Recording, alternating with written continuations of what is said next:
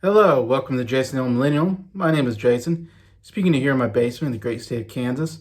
Today's video, I'm going to showcase some physical media that I picked up recently and talk about them with you here on Jason, the Old Millennial.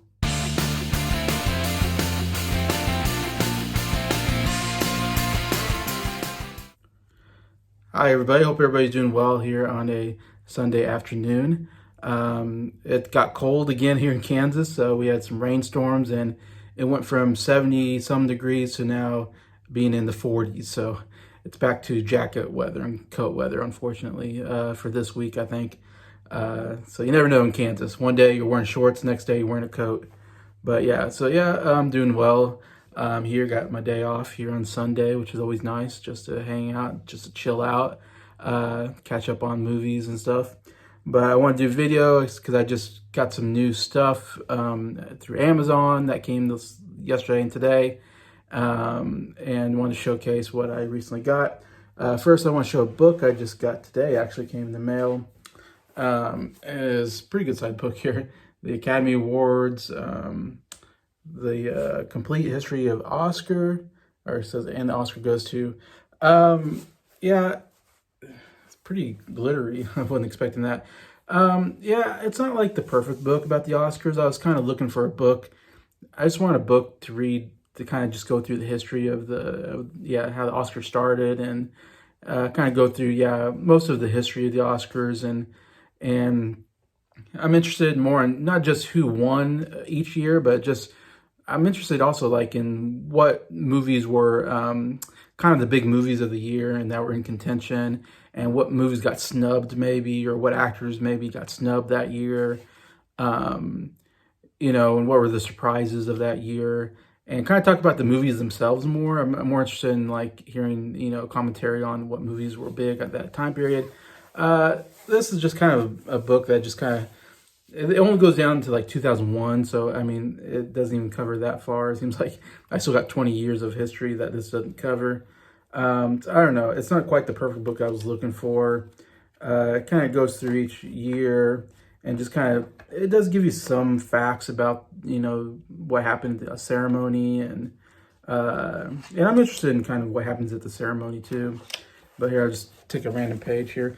Let's say 1940, And it has a lot of pictures in it, which is okay, of the movies and stuff, but it does take a lot of the book, just these pictures, and just a little tidbit about, who won Best Actor and Actress and all this, and it gives a little tidbit about that person, I guess. So you do learn a little bit about all that, and they do give you some facts about that year. But they only cover, just a little bit on each year. I guess I would like a little more information on each year is the only thing I would be looking for. I mean, it even has like all the categories, like, and who won and who was nominated. So, I mean, it's a good reference book, I would say. Like I said, all the way to 2001. I just got this one on Amazon. I saw it. I guess I bought it and I didn't realize it only covered 2001. Of course, it's always hard because each year is a new year to talk about. So books keep having to get re-updated, every year basically. And you can't buy a book every year and try to cover. So it's always hard with something like that. But still, it's kind of a good reference book. I've been wanting to, a project I've been wanting to do soon is to, because I love Oscars. It's always been like a big thing I've been obsessed with my whole life. And I feel like I have quite a bit of knowledge about the Oscars because I've watched just about every movie. I've watched about every movie that's won Best Picture, and a lot of the Best Actor, Actresses I've seen. And I've seen a lot of the movies that have been nominated. I try to go out and watch all those. So I have a pretty good deep knowledge on the subject matter and all the, interesting tidbits. So I'd love to do a video series kind of going through each Oscar ceremony and kind of giving my thoughts on what happened and the movies that were nominated and all that. So I don't know, that might be a near future project that I wanted to get a book so I can like reference it and kind of go through each year and kind of talk about it. Anyways, that's why I got that there. Talking about, I got two Blu-rays.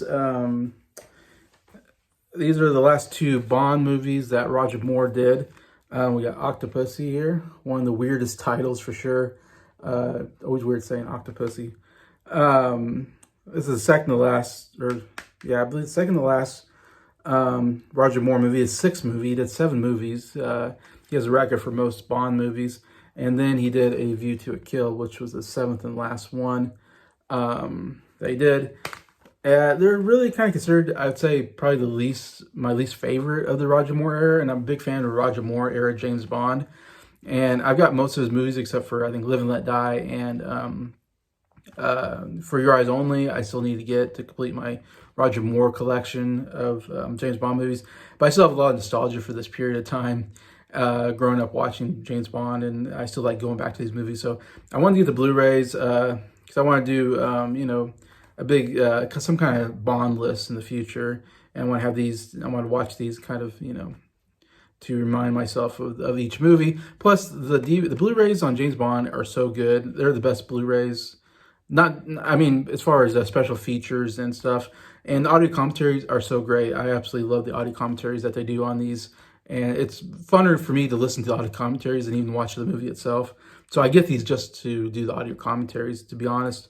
Each one usually has 2 audio commentaries. Like Roger Moore always does one, which is pretty good. But then the other one, they do an audio commentary track where they take in different interviews with different people that are involved and splice them together for a commentary. Really, really cool.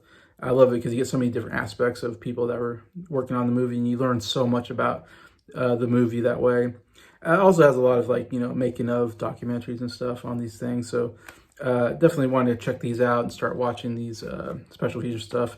Like I said, I need to get 2 more Roger Moore movies, and then I need From Russia with Love, I think is the only Sean Connery movie I don't have. And so I want to get all the Sean Connery and Roger Moore Bond movies, then rank all of them together at some point, what my favorites were out of that series, and maybe do other rankings. Like I love to talk about the songs. I'm a big fan of the James Bond songs, theme songs, so do stuff like that. My friend Stephen Red, I forgot his last name, from Austria, a friend of mine, he does a lot of James Bond content as well, and he's done a lot of stuff like that. Red Steiner, I think his name is Red. I forget now. But Stefan, I think his first name is. Sorry if I mispronounced your name. And then also my friend Norin also covers James Bond as well. And I don't know, hopefully me and him will do some collaboration on James Bond, because I think we're 2 of the biggest James Bond fans that I know in the community. Talk about movies and stuff anyways, I think. Anyway, so I definitely love to do more about James Bond. Then I got 3 albums to talk about. I got 1 CD I bought. This is Another Side of Bob Dylan. This is one that's not talked about that much, I don't feel like. You obviously, the big ones are Highway 61 Revisited, Blood on the Tracks, Blonde on Blonde are the 3 huge albums that everybody absolutely loves. Plus you got, Free Will and Bob Dylan, and a bunch of other, he has tons of albums, but that's definitely the big period of, this was before that. This is kind of, I forget what year it came out. I'm guessing 1964, I think it came out. So you're talking about early mid 60s. Before he hit it, this was during the period before he went electric, when he still it was just him, acoustic guitar and harmonica basically. Every single song is just him. He has no accompaniment, band or anything behind him. He just gets into a studio and it's just him playing the acoustic guitar. And I absolutely love that kind of period of Bob Dylan.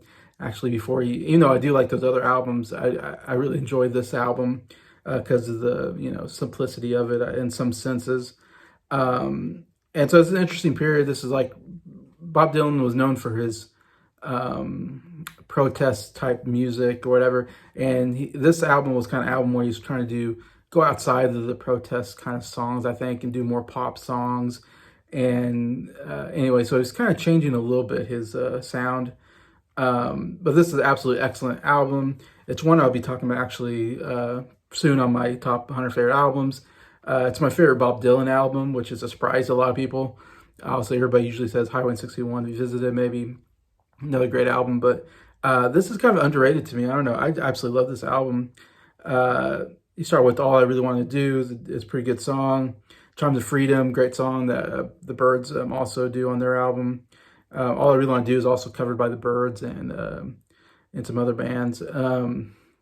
I Shall Be Free, number 10, is a funny song. Bob Dylan has 2 songs in here that are just kind of they're kind of humorous songs, which I didn't know Bob Dylan did kind of comedic songs, but and he doesn't really sing, he more talks. He plays the guitar and kind of talks and tells a story, and it doesn't make a lot of sense, but it is kind of humorous. I like that one. To Ramona is a really good song on here. Not one of his most well-known songs. Motorcycle Nightmare is another just really funny song where he tells a story of a guy, and he's crashed, or I think he's stranded, and he's on this farm or something, and I don't know, it's a pretty funny song. One of my favorite Bob Dylan songs of all time, My Back Page, is like top 3 favorite song of his, is on here. Absolutely love that song. And also, It Ain't Me, Babe is the last song on here. Another really, really excellent Bob Dylan song. So yeah, definitely check this out if you haven't. Another side of Bob Dylan. This album actually got at Walmart this last week. I was going through and I've been binging a lot of Queen lately because I was on Briar's Music Showcase channel when we did a top 10 favorite Queen song, and I was going through all Queen's albums to kind of, prepared for that list. And so we did that, and then I did a deep dive right after that on Queen, did a whole video just on Queen. So I've been pretty big on Queen lately, and I'm, definitely have been loving what I'm hearing from them and all their albums. So I saw this at Walmart, so I had to get it. Day at the Races.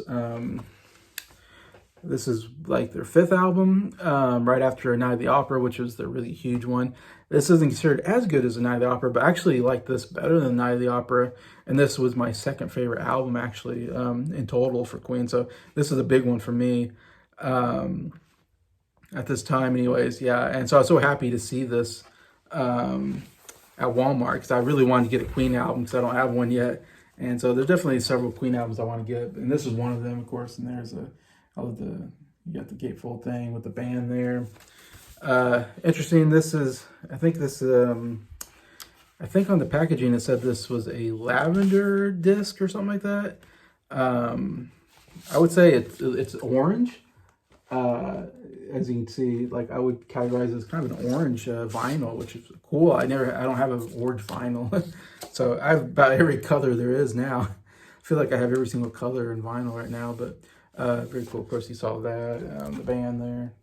So yeah, very happy. Listened to it the other day. Man, absolutely love this album. My favorite song, of course, is Somebody to Love. One of their absolute fantastic, one of their best songs. So that's their most well-known song in here, but there's a lot of really great stuff, like even Tie Your Mother Down, the opener, is kind of an interesting song. You Take My Breath Away, it sounds like a Police song, but which is Take My Breath Away, but You Take My Breath Away from Queen, excellent kind of piano ballad. Long Away is one of my favorite Queen songs. It is an amazing song. But yeah, You and I is great. And then the last song, T. Toretta, Let Us Clean Together. Excellent song. But yeah, overall, just a really awesome album. So I'm happy to get that. And then the other album I got through Amazon the other day, actually came in the other day. One, of course, I've been meaning to get for a while, and I finally was like, I'll get this one. And it is Magical Mystery Tour from the Beatles. You got the front there, and then the back. It's kind of footage from the movie. I want to get every single Beatles album on vinyl, of course. And you see I got Please Please Me up there. I think I got 6 or so. This, I think, maybe my 7th one or something like that. So I still got some to go. At some point, I definitely want to try to get them all. And this is an album that's really high on my list, actually. It's one of my favorite albums. I feel like, it's almost underrated. People don't put this very high. It's pretty high on my list in a sense. It's definitely towards the top half of my Beatles album rankings. Absolutely love this album. Of course, there's some controversy, I guess, because half of the songs are from the movie. The first 6 songs or so, Magical Mystery Tour, The Fool on the Hill, Flying, Blue Jay Way, Your Mother Should Know, and I'm the Walrus, were all songs that were in the movie. So that was really the first side. And when it came out, it didn't come out as as an album. It came out just as I forget what they call it, an EP or something, and it was just 6 songs. Where let's see, Yeah, 6 songs. It really came out only 6 songs long.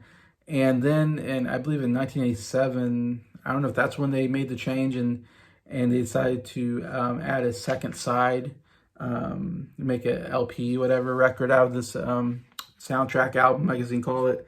And they decided to add some of the singles that came out that year, because usually the Beatles didn't put their big singles on their albums. They kept them kind of separate.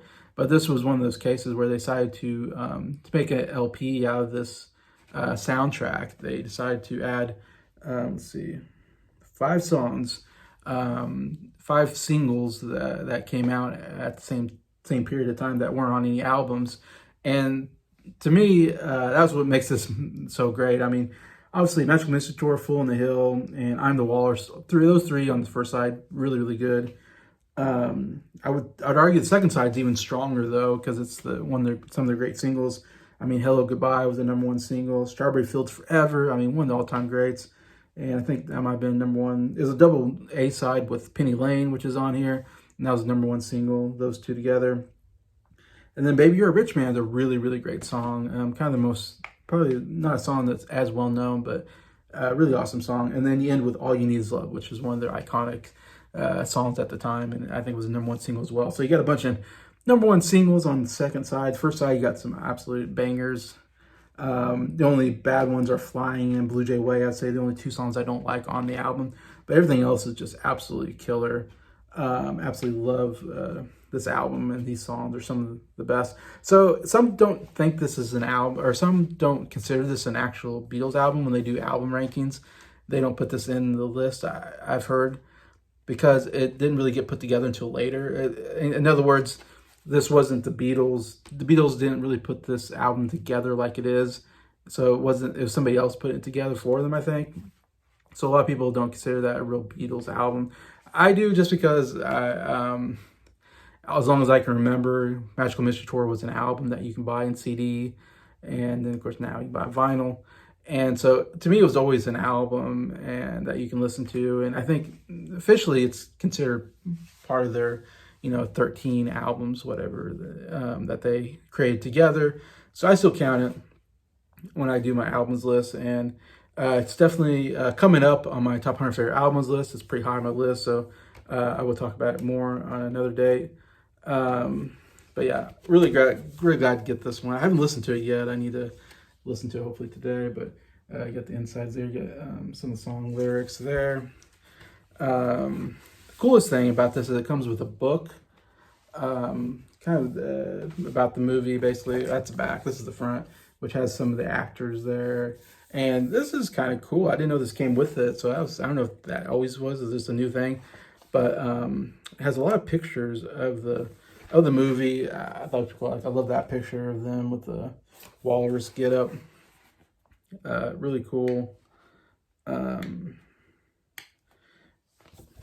couple pictures. I love that picture with their psychedelic outfits there. And this is weird. It has like I don't know. It goes through the whole movie, I think. Which I don't know if you need to. There's not much of a plot to the movie, or not much going on. It's not a very good movie. I have to say that. As a Beatles fan, I'm not a fan of the movie, though I do love the soundtrack of it. And there's some good stuff that goes on there. Of course, I'm the Walrus is probably the best one, the best scene in the whole movie. But yeah, it kind of goes through the plot of the movie or something, or kind of talks about each scene, which is interesting. Another great photo. Got all of the Beatles there, again, in their psychedelic outfits. So it's kind of cool to see all the, pictures done there, and kind of a cool added bonus to vinyl. I always like getting the added stuff when you get in vinyl, but yeah, so very cool. I'm very excited to get that and listen to it, add to my Beatles collection. So yeah, so that's the physical media that I bought recently. Please feel comment what you think about these items, and if you have them yourself, love to read the comments. And just thank you to everybody watching this video. Thank you for liking it, and thank you to all the subscribers for supporting the channel. I appreciate all of you, and I hope you have a good day.